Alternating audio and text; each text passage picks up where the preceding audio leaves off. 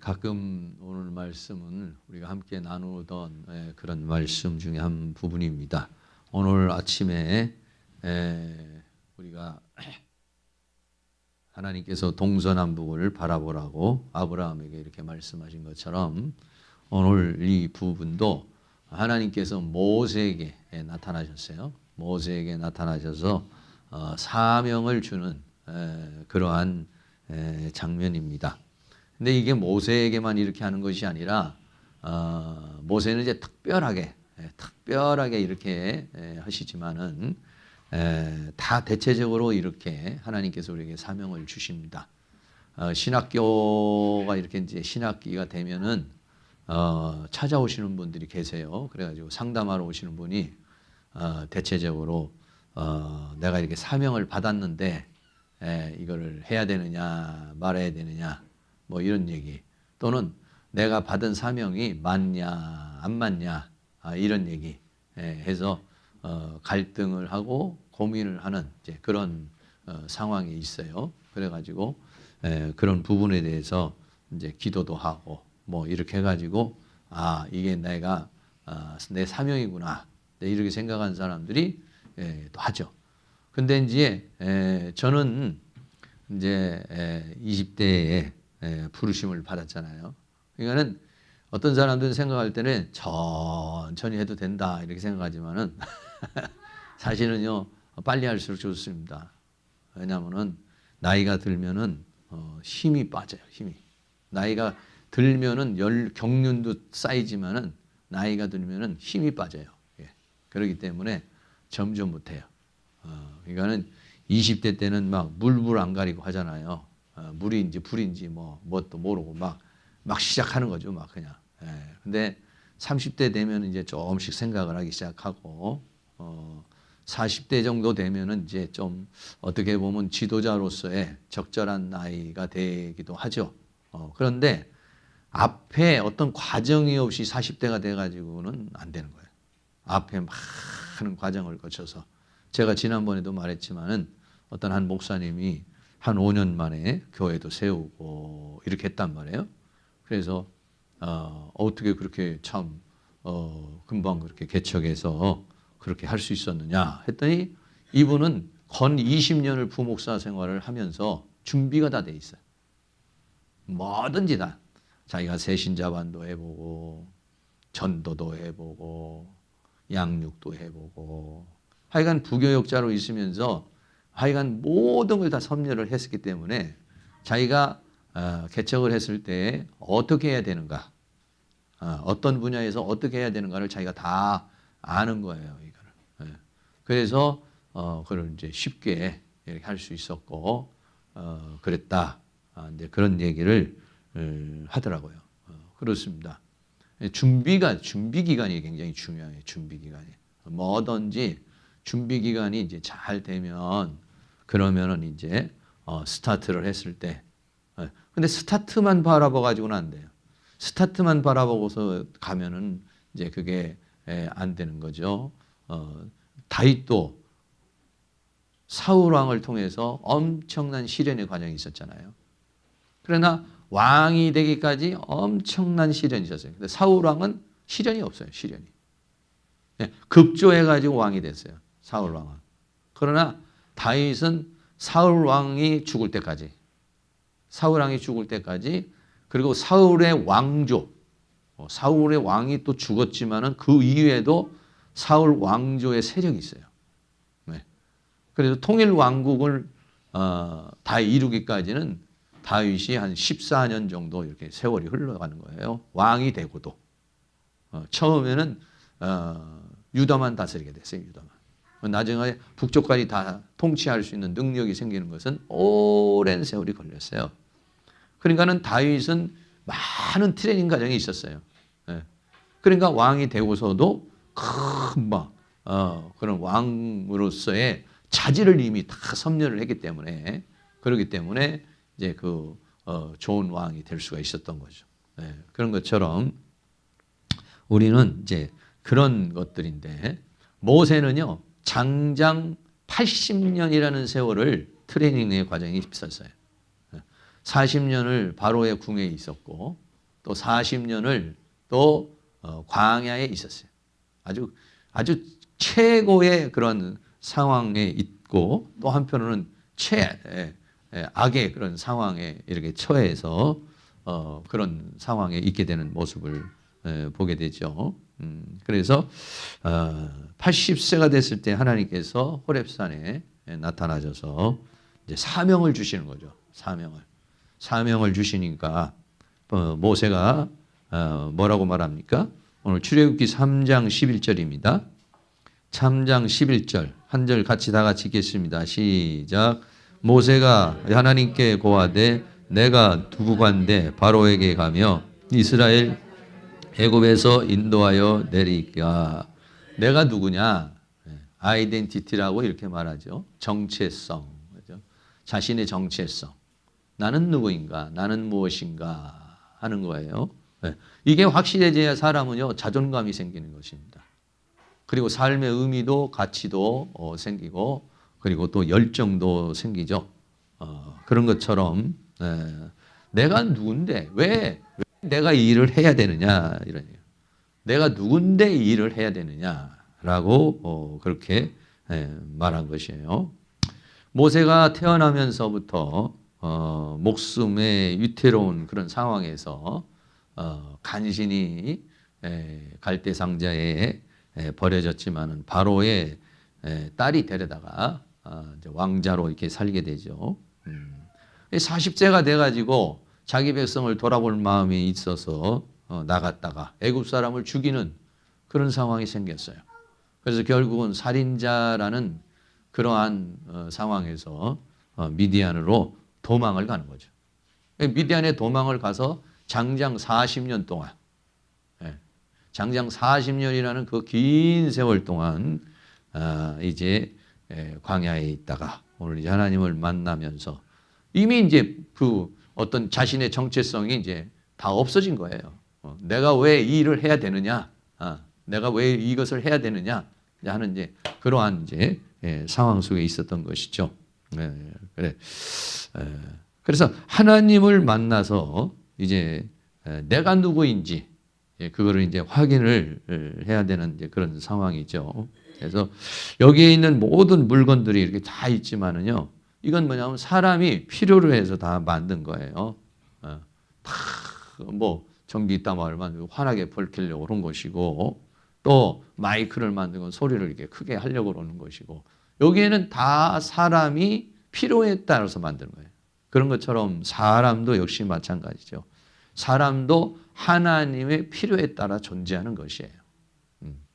그래서 내가 누구냐 하는 것을 알려면 나를 만드신 그 창조주와의 관계가 형성이 안 되면 내가 누구인지를 알 수가 없는 것이죠. 저도 처음부터 뭐 제 자신이 이런 사역의 길을 간 것은 아니고 꿈에도 생각해 보지 못한 거예요. 꿈에도.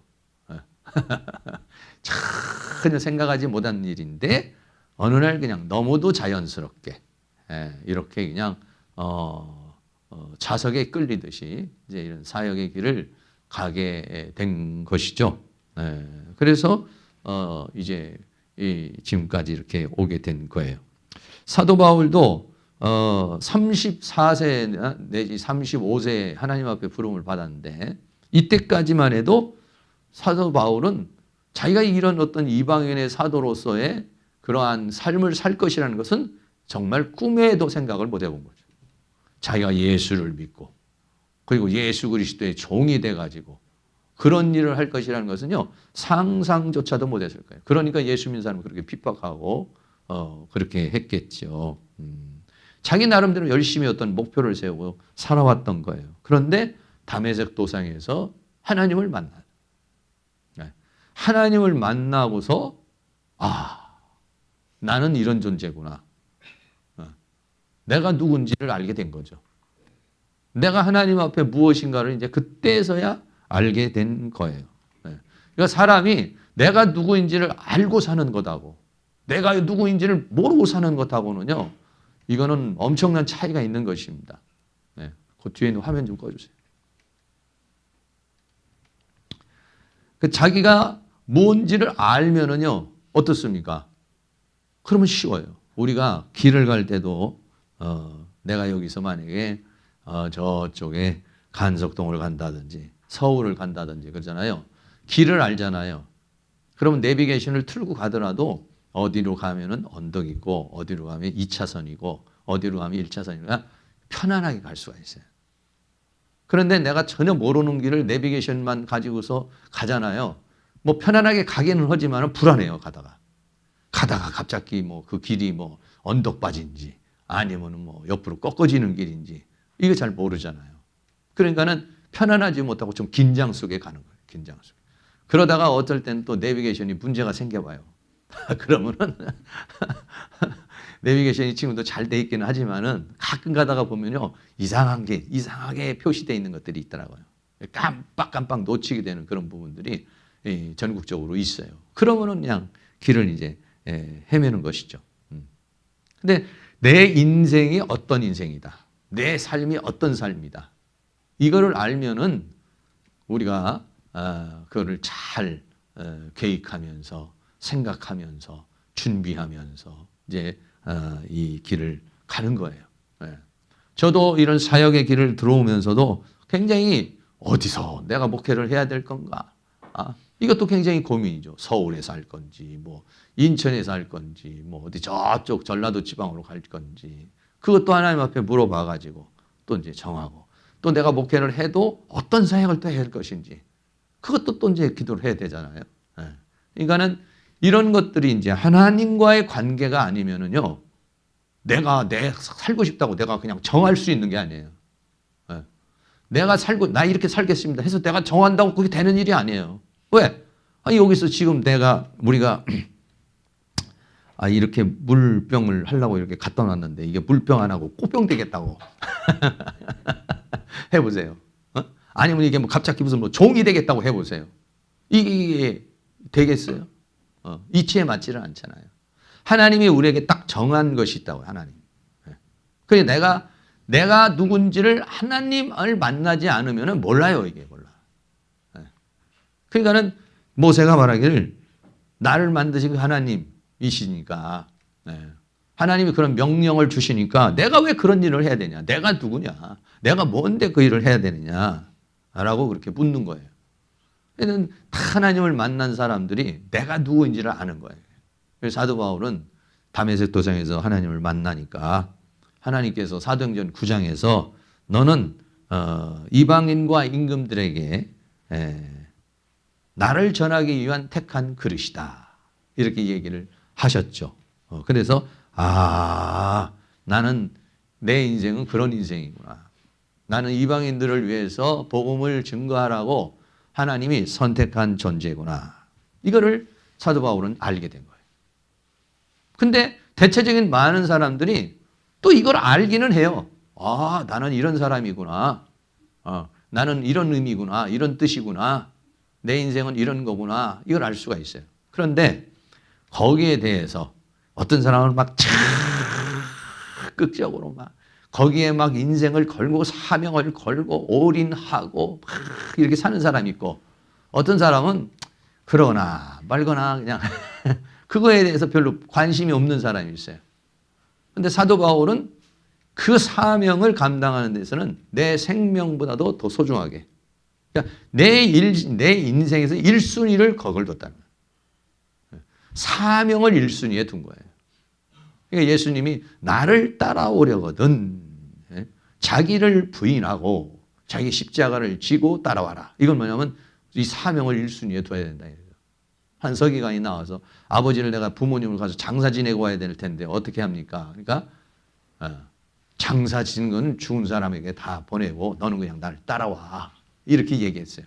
그럼 굉장히 좀 윤리 도덕적으로 잘 안 맞는 것 같지만 무슨 얘기냐면은 그게 1순위에 둬야 된다 이거예요. 사명을 1순위에 된다.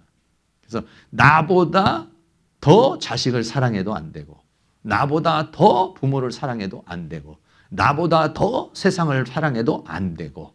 일단은 순위가 하나님이 1순위가 돼야지, 하나님이 2순위가 돼버리면 그때부터는 이제 문제가 되는 거죠. 그래서 바울은 그 원리를 깨닫고 또 그런 열정이 생긴 거예요. 기왕이면 말이죠. 막 그런 열정이 생기기를 축복합니다. 막 그 사명에 불타가지고 그냥 막 해야지. 어떻게 하면 이걸 좀 빠져나갈까? 어떻게 하면 이걸 좀 안 할까? 주여, 다른 방법은 좀 없습니까? 그 마음에 막 뜨거움이 없는 거예요. 뜨거움이. 애절함이 없는 거예요. 간절함이 없는 사람들이 있어요. 이런 사람들은 불행한 사람입니다. 참 행복한 사람은 누구냐면 그런 하나님이 나에게 어떤 사명을 줬는데 그 사명이 너무 불타오르는 사람들. 이 불타오르는 열정이 있다는 것이 얼마나 중요한 건지 몰라요. 그 불타오르는 열정이요, 현실을 이기는 능력이 다 돼버리는 거예요. 근데 그런 것들이 없는 사람, 뭐 하면 하고 말면 말고 뭐 이런 마음을 가지고 있는 사람은 큰 일을 못하죠. 큰 역사를 이루지 못하죠. 누가 그런 일들 한다?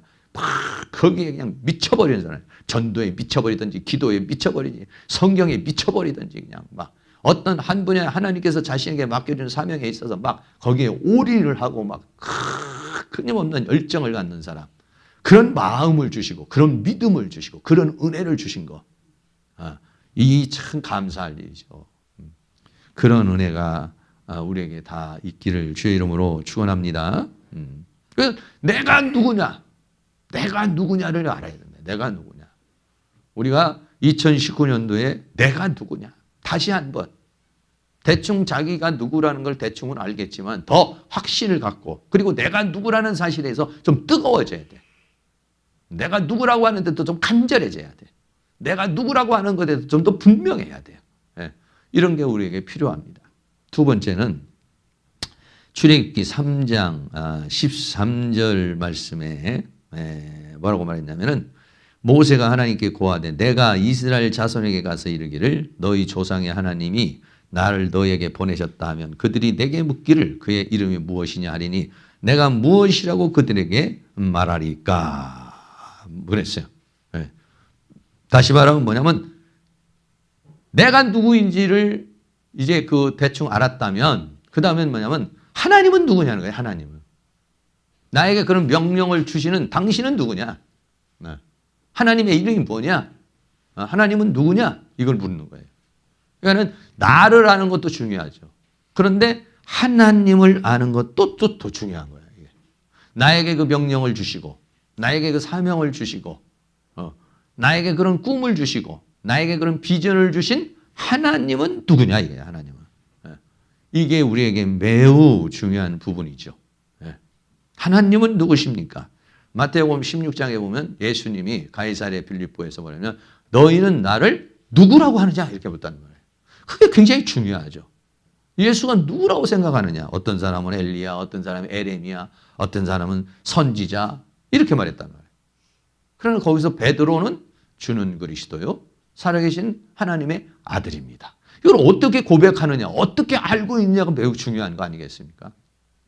그러니까는 예수님께서 네가 복 있는 사람이다 이랬다는 거예요. 하나님이 누구인지, 예수가 누구인지를 안다는 거, 이건 참 축복인 거예요. 많은 사람들이 하나님을 잘 몰라요. 많은 사람들이 예수님을 알기는 아는데 부분적으로만 알아요. 부분적으로. 그 전에 어떤 장애를, 이 맹인 된 사람들을 데리고서 이제 그 소를 이제 한번 만져보는 시간을 이렇게 가진 적이 있다고. 어떤 장애인 그 사역하시는 목사님이. 왜냐하면 이제 애초부터 이제 눈을 떴다가 실명이 된 분은 소가 대충 알지요. 그러나 태어날 때부터 소를 못 본 사람들은 도대체가 이게 어떻게 생겼는지를 알 수가 없잖아요. 그리고 방법은 뭐냐면 가서 만져보고 냄새 맡아보고 뭐 이러는 수밖에 없는 거야. 그래가지고 가가지고 이제 나름대로 이제 그 소를 딱 한 번씩 만져봤어요. 그러고 난 다음에 이제 느낌을 말하라. 어떤 사람은 뭐 큰 기둥 같다고 이렇게 말할 수 있는 사람도 있고, 어떤 사람은 뿔 만지니까 웬 뿔이 있는 거, 이 보이지 않는 상황에서 만져보니까 통합적으로 잘 보는 거예요. 통합적으로.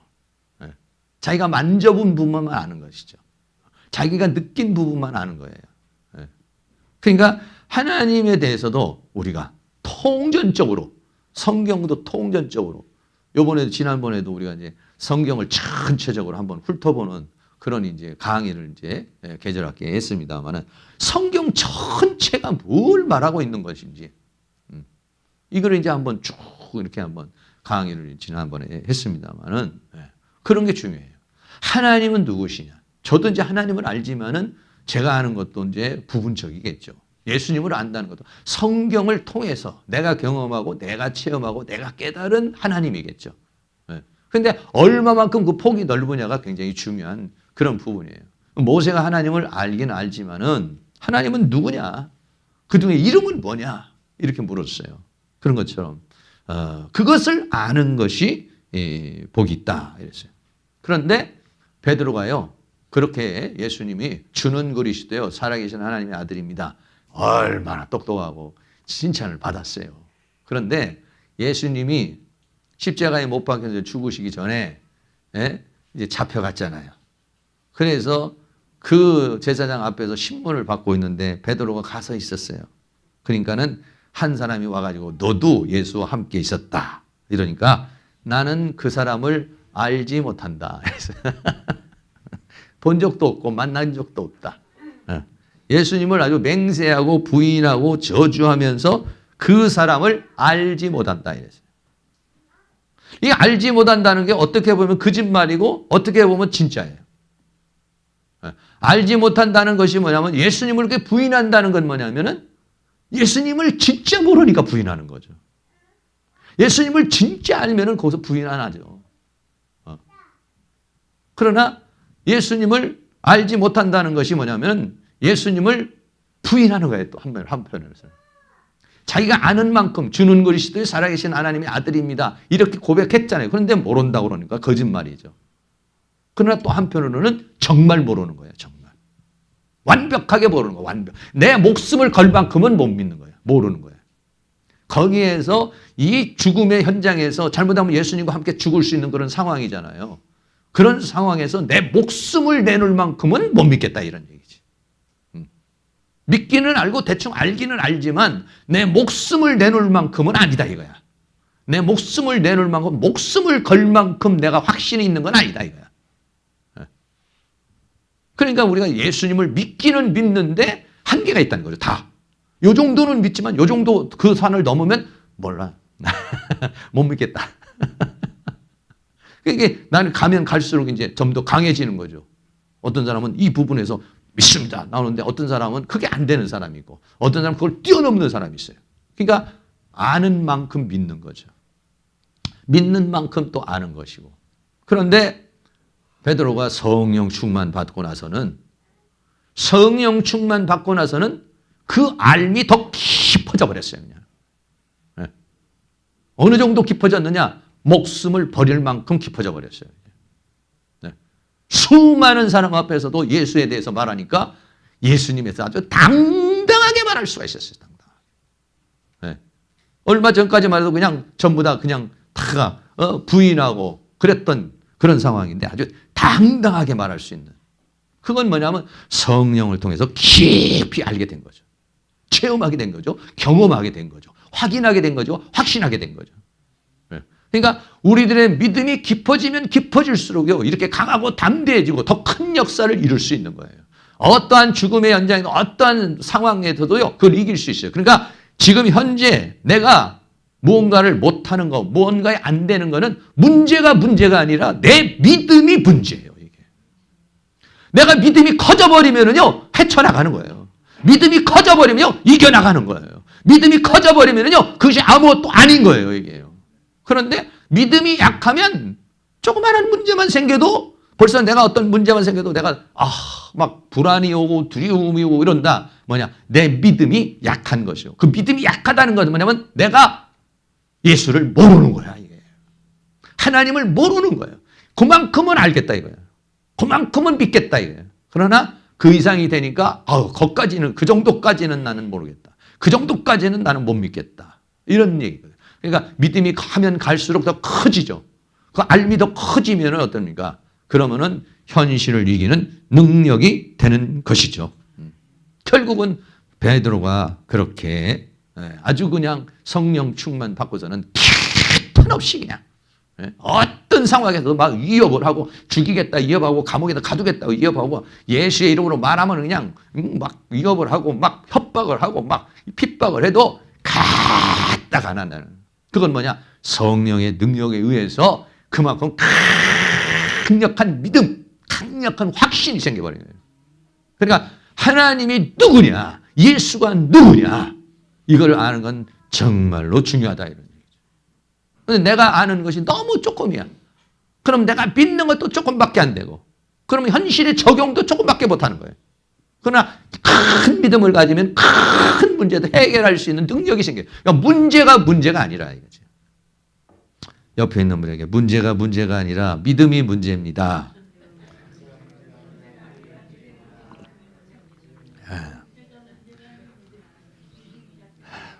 믿음을 좀 키우세요. 기도 좀 하세요. 말씀 좀 읽으세요. 그래가지고 기도도 좀 하고 말씀도 좀 읽고 이렇게 하면 좋잖아.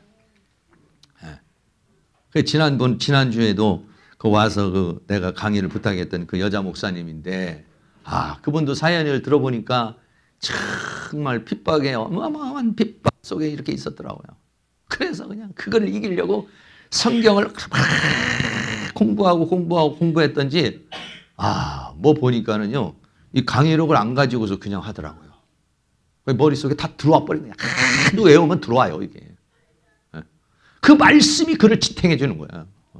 그 핍박과 어려움을. 그 요즘에 보니까는 요 계양산 가서 뭐 기도를 한다고 그래. 계양산 어디 가서 기도하냐니까. 계양산 어디다가 그 뭡니까 원터치 저 천막 있잖아요. 툭 치면 이렇게 하면 탁 하는 거. 그거 어디다 펴놓고 거기서 기도를 몇 명이서 가서 한다는 거예요. 그래서 계양산 조심해야 돼. 잘못하면 도사돼 가지고 내려오면 또 안 되니까. 강의하고 가서 기도하고 뭐 20일인가 뭐 얼마를 기도한다고 그래요.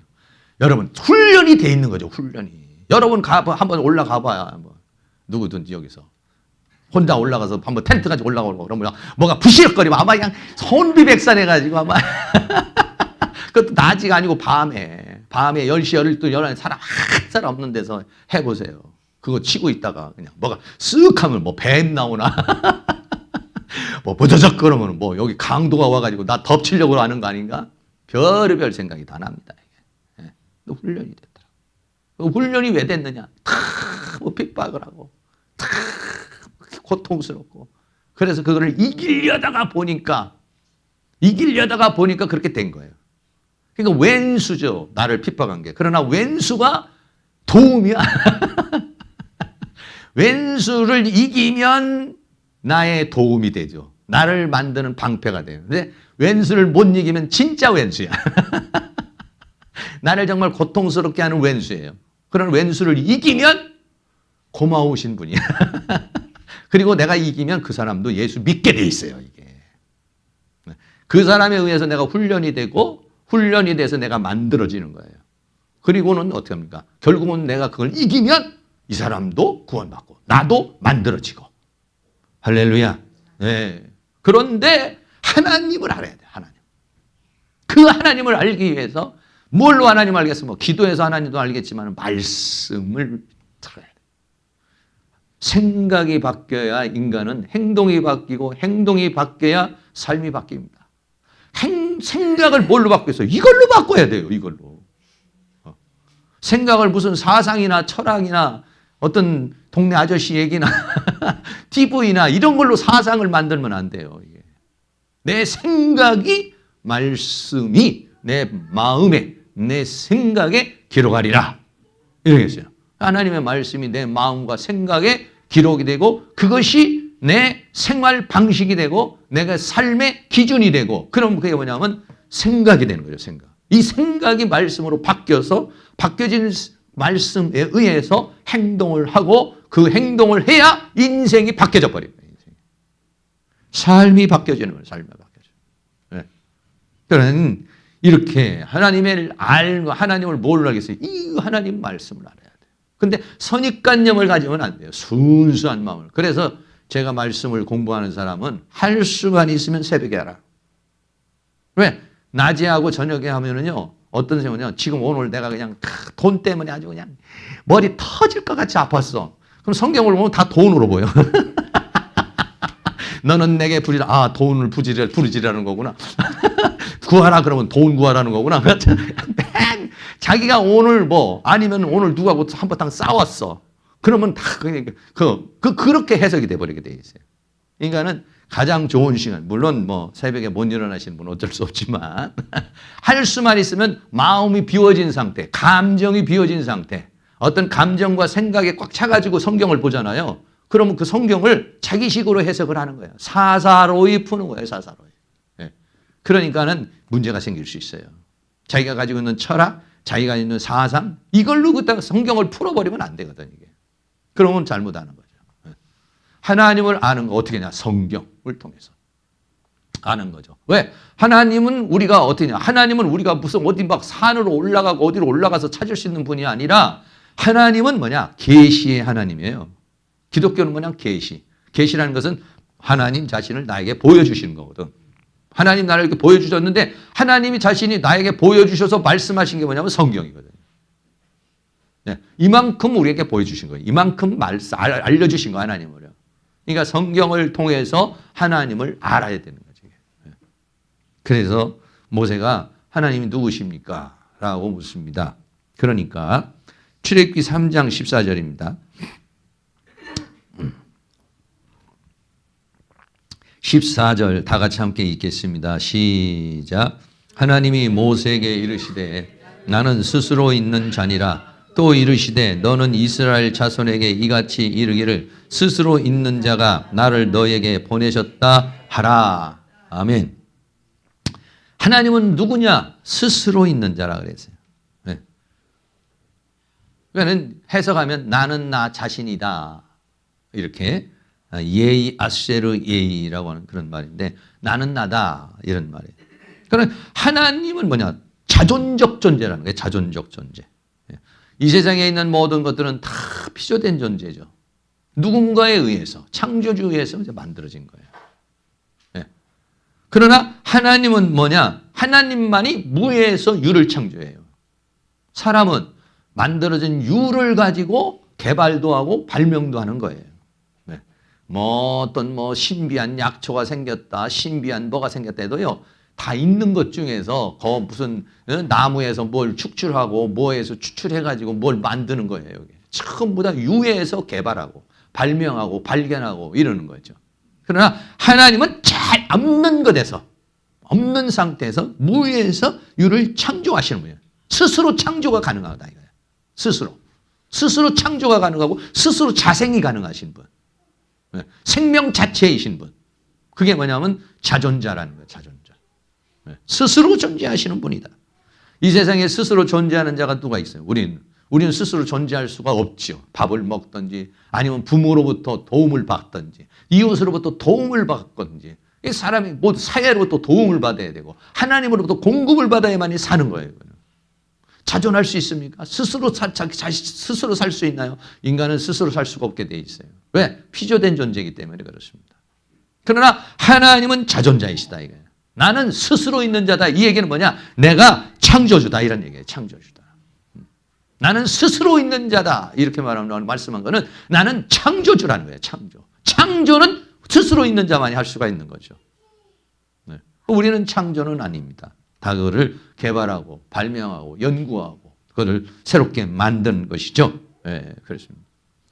바울도 다메섹 도상에서 꼬꾸라질 때 뭐라고 했냐면 누구십니까? 그랬다. 주여 누굽니까? 누구십니까? 나는 내가 핍박하는 예수다. 이렇게 말했다. 예수가 바로 하나님이라는 사실을 거기서 깨달은 것이죠. 그동안은 예수는 이단이고 예수는 하나님을 거역하는 자로 알았던 거예요. 그런데 그 체험을 통해서 다메섹 도상에서 체험을 통해서 예수는 그리스도라는 걸 아는 거예요. 예수는 하나님이라는 것을 바울이 체험을 한 거예요. 3일 동안에. 어마어마한 체험을 하고 어마어마한 경험을 한 것이죠. 이게요. 그때부터는 바울은 예수는 그리스도라 라고 증거하는 증거자가 된 거예요. 그때부터. 하나님을 알게 된 것이죠. 스스로 있는 자. 하나님은 누구냐? 스스로 존재하시는 분이다. 이렇게 하죠. 그 다음에 15절은 뭐지? 하나님이 또 모세에게 이르되 너는 이스라엘 자손에게 이같이 이르기를 나를 너희에게 보내신 이는 너희 조상의 하나님 곧 아브라함의 하나님 이삭의 하나님 야곱의 하나님 여호와라 하라. 이는 나의 영원한 이름이요 대대로 기억할 나의 표본이라. 이랬어요. 하나님의 이름이 뭐라고? 하나님을 부르니까 나는 스스로 있는 자다. 두 번째는 나는 여호와라. 이 여호와라는 말은 단어적으로 해석을 하면은 원래 하야라고 하는 동사. 하야는 뭐냐면 뭐뭐하다, 존재하다 이런 말. 거기서 나온 거예요. 그래서 조금 전에 말했던 자존자, 영원자라는 그런 뜻이에요. 그러나 다른 뜻으로 말하면 이 여호와라는 말은 뭐냐면 구원자라는 거예요. 구원자. 이거는 창세기 1장 1절에서는 태초에 하나님이 천지를 창조하시나 그냥 엘로힘, 거기서 말하는 하나님은 엘로힘이에요. 엘로힘. 그런데 그 엘로힘 하나님이 오늘 여기서 처음으로 여호와라고 나온 거예요. 그 엘로힘 하나님, 천지를 창조하신 하나님인데 그 천지를 창조하신 그 하나님이 왜 여호와가 됐느냐? 네. 왜 여호와가 됐냐? 그러면 구원자가 됐다는 거예요. 타락을 했기 때문인가. 네. 여호와라는 이름은 구원자라는 그런 이름. 왜 예수님의 이름이 왔어요? 예수라는 이름이 뭐예요? 우리를 죄에서 구원할 자라 이런 얘기죠. 그러니까 구원자라는 게 구원자. 여호와라 하라. 내 이름은 여호와라 하라 라고 그렇게 말씀하고 있는 것이죠. 그래서 우리가 여호와 니시, 여호와 니시 승리하시는 하나님, 여호와 라파 치료하시는 하나님, 여호와 로이, 여호와는 나의 목자, 여호와 샬롬, 여호와는 나의 평강, 여호와 이레, 여호와는 나를 예비하시는 하나님, 여호와 삼마. 삼마는 뭡니까? 여기 계시는 하나님, 뭐 이런 얘기예요. 여호와 이렇게 붙은 것들이 많이 있어요. 여호와, 니케, 니시, 라파, 로이, 샬롬, 삼마, 이레, 사바요, 치두, 켓누, 체바, 오트, 뭐 이런 단어들이 있어요. 여호와. 여호와는 누구냐? 여호와는 나의 승리다. 여호와는 나의 준비해 주시는 하나님이시다. 여호와는 평화이시다. 뭐 여러분 다양한. 그게 뭐냐면 전부 다 여호와가 나와 관계에서 나를 구원하기 위해서 나의 치료가 되시고 나의 살렘 평화가 되시고 나의 구원이 되시고 나와 함께 하시는 나를 준비해 주시는 분이 되시고 이렇게 되시는 것이죠. 그래서 이 여호와는 뭐냐? 우리의 구원이시다. 이런 얘기죠. 그래서 이 여호와 하나님은 나와의 무슨 관계냐 이거죠.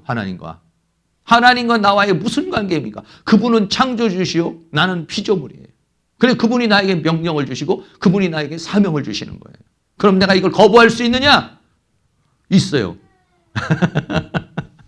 거부할 수 있어요. 거부는 하는데 어떻게 됩니까? 버림받습니다. 네. 하나님으로 버림받습니다. 하나님의 뜻, 여러분 생각해 보세요. 이게 자꾸 내가 물병스러운데 자꾸 화분된다고 그래. 버려버려요. 내가 쓰려고 그러는 어떤 용도로 쓰려고 그러는데 이 용도가 안 돼 봐요. 그럼 어떡합니까? 버려버리죠. 다른 걸로 쓰지요. 네. 하나님께서는 뭐라고 했어요? 이 돌들로도 아브라함의 자손을 만들 수 있다고 그렇게 말씀하셨어요.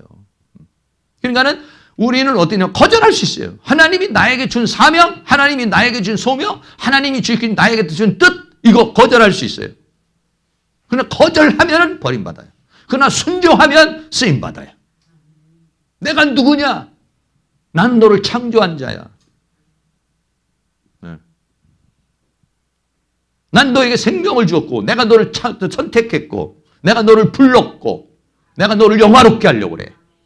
그러니 너는 내 말을 들을 거야? 안 들을 거냐? 선택하라는 거야. 이게. 아브라함도 마찬가지죠. 선택하라. 너가 만약에 내 말을 듣고 떠나서 본토 친척 아비집을 떠나면 내가 민족을 이루고 내 이름을 창대케 하고 복을 줄 거야. 근데 거절하면은 어떻게 해서 안 이루어지는 거예요. 거절하면은 하나님도 버림받는 겁니다.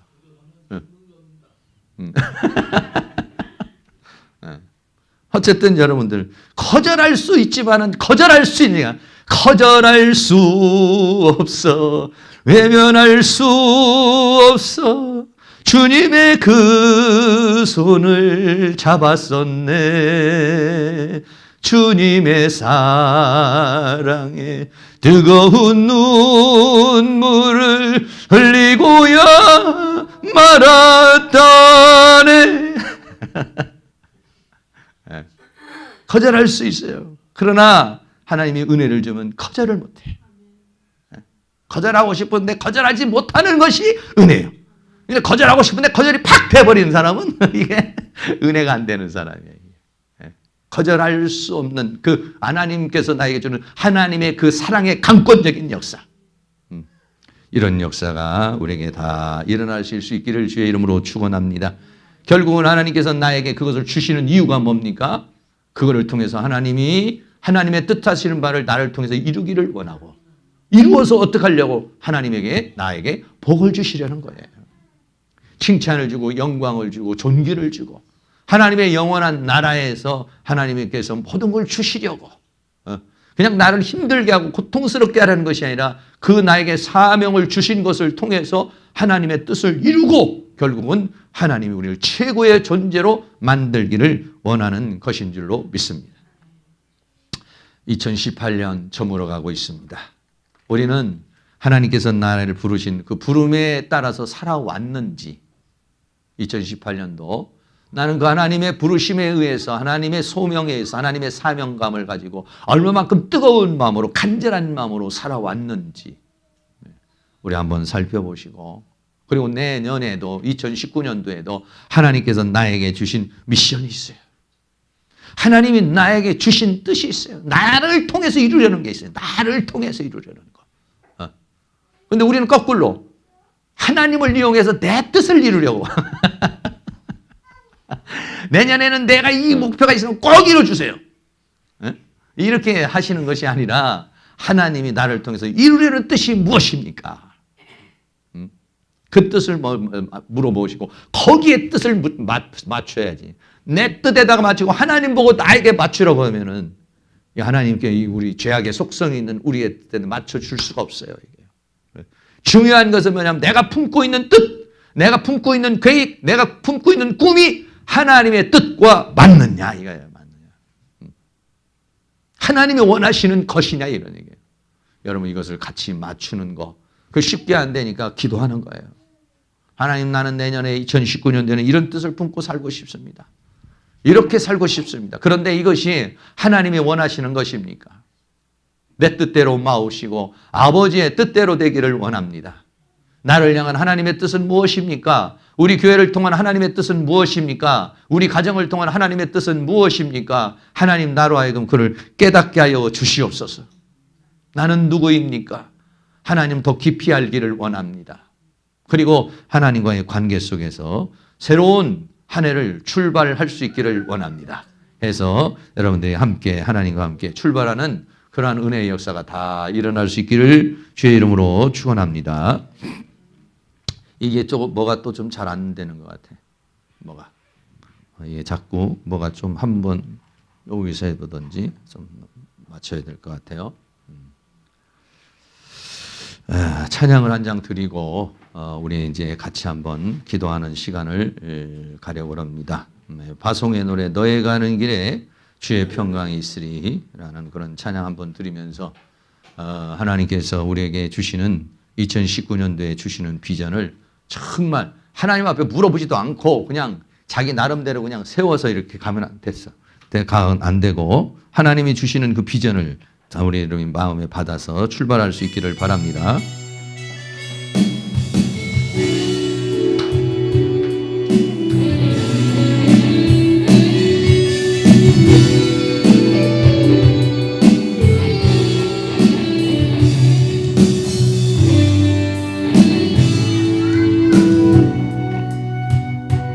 평강이 있으리 평강의 왕 함께 가시니 너의 걸음 주 인도하시니 주의 강한 손 너리 그시리 너의 가는 길에 주의 축복이 있으리 영광의 주 함께 가시니 내가 밟는 모든 땅 주님 다스리리 너는 너는 주의 길 예비케 되리.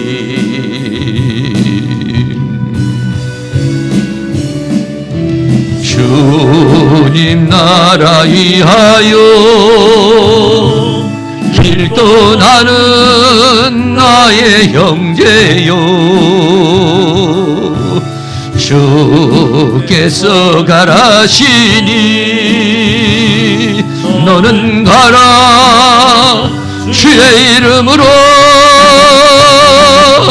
거칠은 광야 위에 꽃은 피어나고 세상은 내 안에서 주님의 영광 보리라. 강하고 담대하라. 세상 이기신 주 늘 함께 와 동행하시며 내게 새 힘을 주시리. 주님 나라 위하여 주님 나라 위하여 길 떠나는 나의 형제요, 주께서 가라시니 너는 가라. 주의 이름으로 거칠은 광야 위에 꽃은 피어나고 세상은 내 안에서 주님의 영광 보리라. 강하고 담대하라. 세상 이기신 주 늘 함께 너와 동행하시며 내게 새 힘을 주시리. 한 번 더 하겠습니다. 너의 가는 길에 주의 평강이 있으리. 평강의 왕 함께 가시니 너의 걸음 주 인도하시리. 주의 강한 손 널 이끄시리. 너의 가는 길에 주의 축복이 있으리.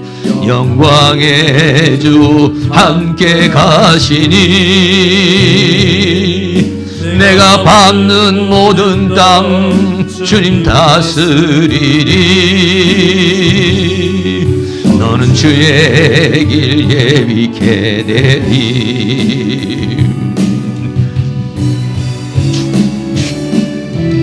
주님 나라 위하여 길 떠나는 나의 형제요,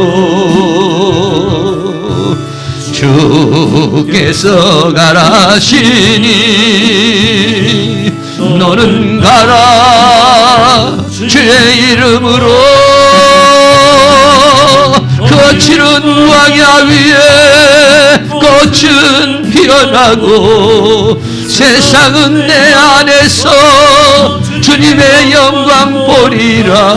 강하고 담대하라.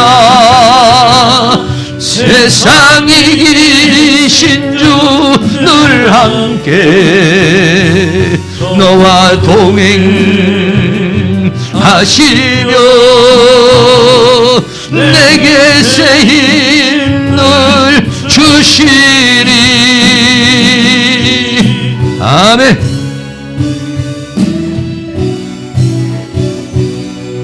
성령이 오셨네. 한 번 더 하도록 하겠습니다.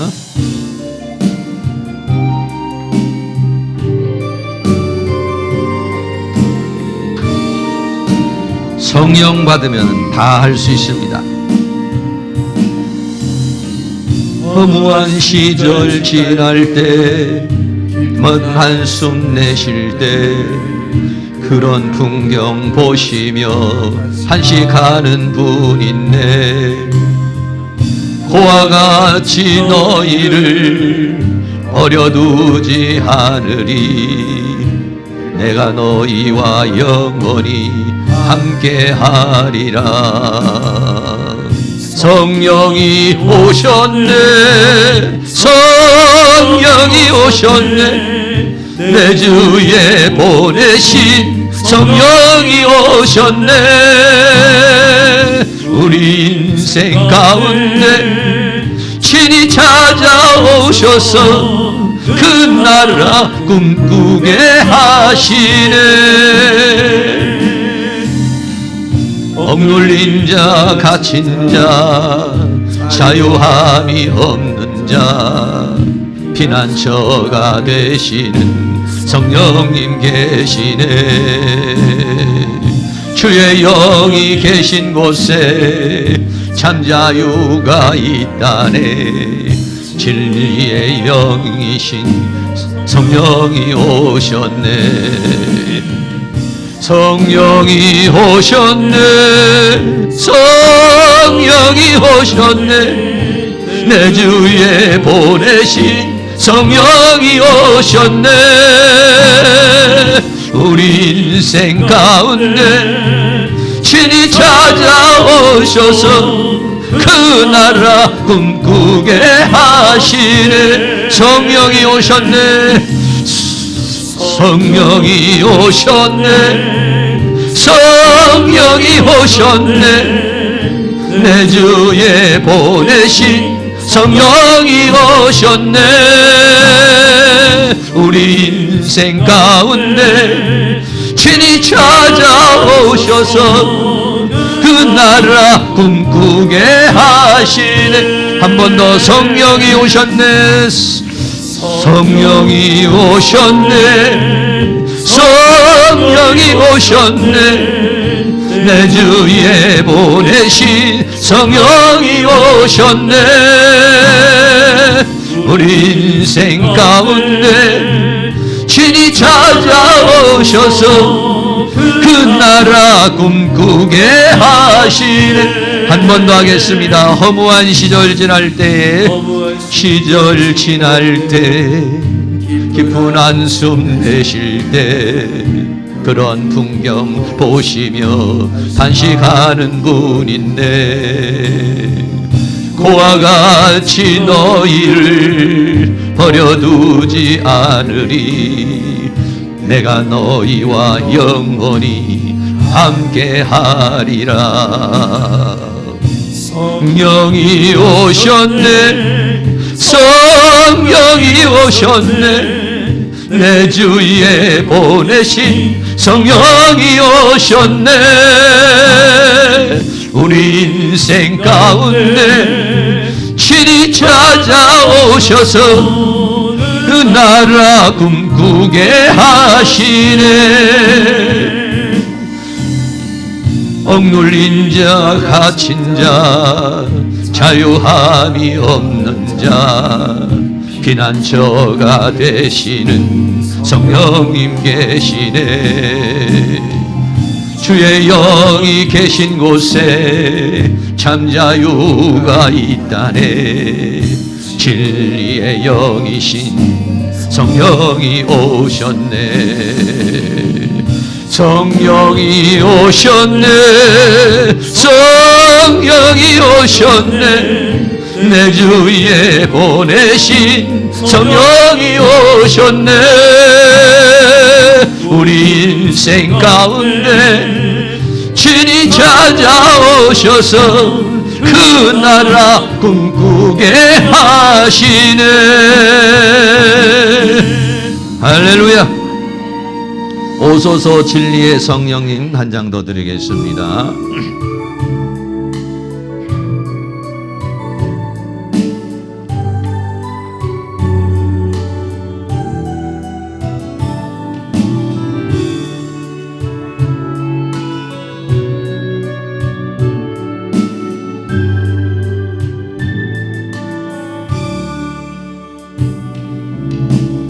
오소서 진리의 성령님,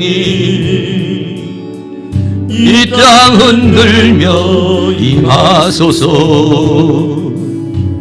거짓과 탐욕 죄악에 무너진 우리 가슴 정케 하소서. 오소서 은혜의 성령님 하늘 가르고 임하소서. 거룩한 불꽃 하늘로서 임하사 타오르게 하소서. 주 영광이해 붕의 불길 타오르게 하소서. 진리의 말씀 이 땅 새롭게 하소서. 은혜의 강물 흐르게 하소서. 성령의 바람 이 땅 가득 불어와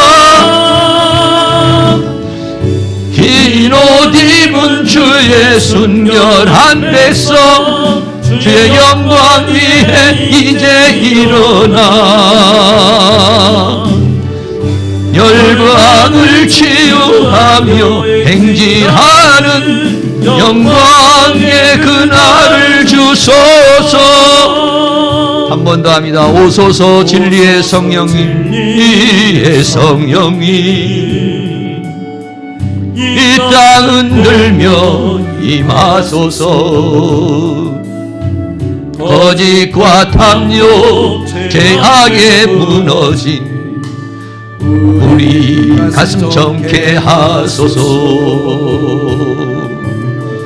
오소서 은혜의 성령님 하늘 가르고 임하소서. 거룩한 불꽃 하늘로서 임하사 타오르게 하소서. 영광이해 붕의 불길 타오르게 하소서. 진리의 말씀 이 땅 새롭게 하소서.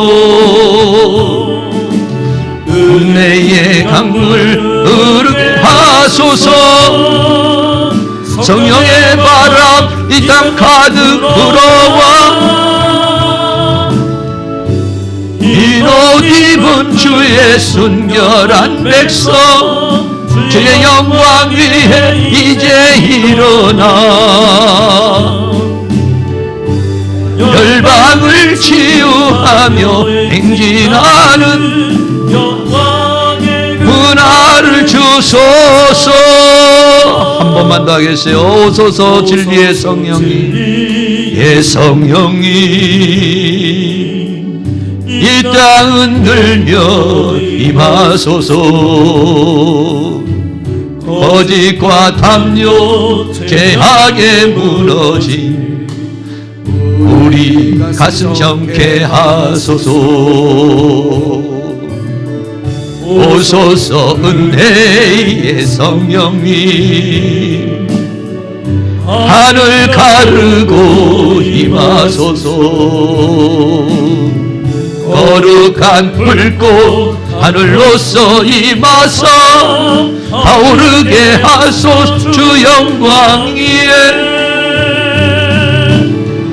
붕의 불길 타오르게 하소서. 진리의 말씀 이 땅 새롭게 하소서. 은혜의 강물 흐르게 하소서. 성령의 바람 이 땅 가득 불어와 흰 옷 입은 주의 순결한 백성 주의 영광 위에 이제 일어나 열방을 치유하며 행진하는 영광의 그날을 주소서. 아멘. 제가 기도하고 마무리 기도하고 여러분 뜨거운 마음으로 합심해서 기도하셔서 하나님께서 우리에게 주신과 비전과 하나님 꿈을 향해서 새롭게 출발할 수 있는 은혜의 역사가 있기를 바랍니다. 사랑과 은혜가 많으신 하나님 감사합니다. 오소서 진리의 성령님 성령님 오셔서 우리의 약하고 우리의 연약한 부분들을 주의 능력으로 채워주시기를 원합니다. 우리의 눈을 열어서 보게 하시옵소서. 귀를 열어서 듣게 하시옵소서. 마음을 열어서 깨닫게 하여 주시옵소서. 성령의 바람 불어와 우리의 가슴을 뜨겁게 하시고 우리를 또 강하고 담대하게 하여 주시기를 원합니다.